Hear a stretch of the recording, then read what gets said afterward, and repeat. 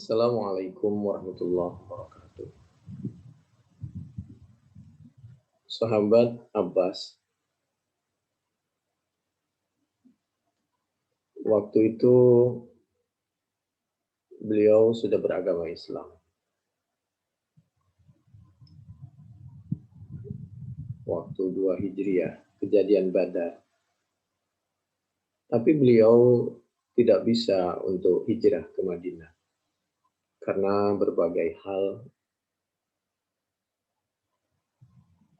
Nah, umat Islam yang tidak bisa hijrah, tidak bisa pindah dari Mekah ke Madinah bersama Nabi dan para sahabat lainnya, dijadikan tumbal oleh mereka, oleh Al-Kafirin, untuk menyerang Nabi dan sahabat, dan untuk melemahkan dan membingungkan semangat keislaman, dan agar umat Islam bingung menentukan sikap. Ketika berhadapan di Badar, bagaimana saya mesti menghadapi lawan di Badar, kata sebagian orang Islam. Sedangkan di pihak mereka, Al-Kafirin, ada orang Islam, seperti sahabat Abbas. Mohon maaf, jadi umat Islam, oknum, sebagian umat Islam dipakai sebagai tumbal untuk tujuan-tujuan yang kurang tepat. Itu sudah terjadi di zaman dahulu. Dan sahabat Abbas ini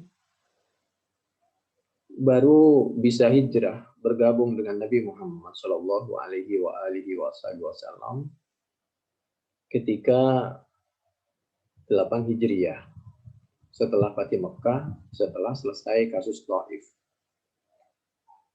Waktu itu di pertengahan, sahabat Abbas itu sebenarnya mengirim surat kepada Nabi bahwa beliau ingin berhijrah. Karena memang waktu itu nilai hijrah adalah untuk menentukan keislaman, keimanan seseorang di antaranya. Lalu Nabi menyampaikan dan menghibur, kalau dulu kamu dipakai sebagai tumbal oleh mereka, Abu Sufyan dan teman-temannya saat mereka belum Islam, kafir Quraisy, maka sekarang kamu mesti bertobat dengan membuktikan sekarang kamu harus memberikan jasa kepada Islam dengan memberikan berita atau menjadi spionase dari mereka untuk sampaikan kepada Nabi dan para sahabat ketika mereka hendak punya keinginan yang kurang baik kepada Islam dan Muslimin di Madinah. Lalu beliau mengikuti nasihat dari Nabi. Tentu Nabi tidak menyampaikan nasihat kecuali dari Al-Quran.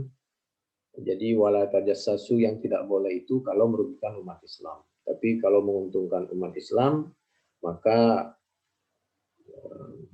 insya Allah sama dengan di dalam Al-Quran itu illa mutaharrifal liqital, kecuali apabila ada tujuan untuk mundur selangkah, maju 1000 langkah. Wa may yuwallihim yawma idzin duburahu illa mutaharrifal liqital aw mutahayyizan ila fi'ah faqad ba'a bi ghadabin minallah wa ma'wahu jahannam wa bi'sal masir. Atau kita bergabung dengan saudara kita dan lain sebagainya. Itu tadi diabadikan di dalam Al-Quran, surah Al-Anfal, surah yang ke-8, ayat 15 sampai 16. Kembali lagi, ketika sudah mau hijrah, Nabi mengingatkan, di Mekah saja nggak apa-apa. Karena perjuangan Anda di Mekah sangat bermanfaat bagi kami umat Islam di Madinah. Yaitu sehingga kita tahu tentang kabar mereka, sepak terjang mereka, sebelum mereka menyakiti kita umat Islam. Dan baru 8 Hijriah itulah sahabat Abbas ini bisa pindah ke Madinah berhijrah, bergabung dengan Nabi dan para sahabat yang lain, dan Nabi menerimanya karena waktu itu umat Islam sudah kuat. Bahkan Fatih Mekah, Mekah pun sudah kembali kepada tangan pangkuan Ibu Pertiwi kepada umat Islam.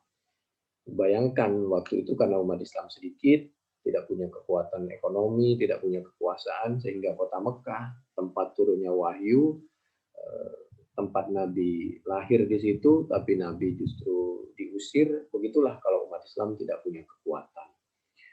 Lalu ketika umat Islam sudah punya kekuatan, maka sahabat Abbas ini boleh pulang, boleh berhijrah ke Madinah, bergabung dengan Nabi dan para sahabat. Karena tugas bisa dikatakan sudah agak ringan.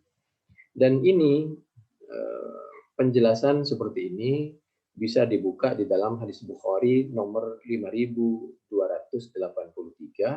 atau di dalam berbagai tafsir ketika menjelaskan dan menceritakan tentang penafsiran Al-Quran surah An-Nisa, surah yang keempat, ayat yang ke-97, 98, 99. A'udzubillahi minasyaitonirrajim. Bismillahirrahmanirrahim. Innal ladzina tawaffahumul malaikatu zalimi anfusihim qalu fima kuntum qalu kunna mustad'afina fil ard qalu alam takun ardullahi wasi'atan fatuhajiru fiha faulaika ma'wahum jahannam wasa'at masira illal mustad'afina minar rijali wan nisa'i wal wildan la yastaqim faulaika asallahu ayyafu anhum wa kana Allahu afuwan ghafura. Ceritanya memang dulu sahabat Abbas itu, kamu nggak usah berperang, kata mereka Al-Kafirin, cukup ikut saya ke Badar, kamu berdiri atau duduk saja di situ, sehingga dengan keberadaan kamu bisa mempengaruhi tentang cara berpikirnya umat Islam, membuat umat Islam semangatnya lemah, bingung, dan lain sebagainya untuk menentukan mau di pihak siapa, mau di pihak Nabi, atau di pihak Al-Kafirin, mereka yang datang jauh-jauh dari Mekah untuk menghancurkan Nabi dan para sahabat. Begitulah sekelumit, wallahu a'lam bishawab.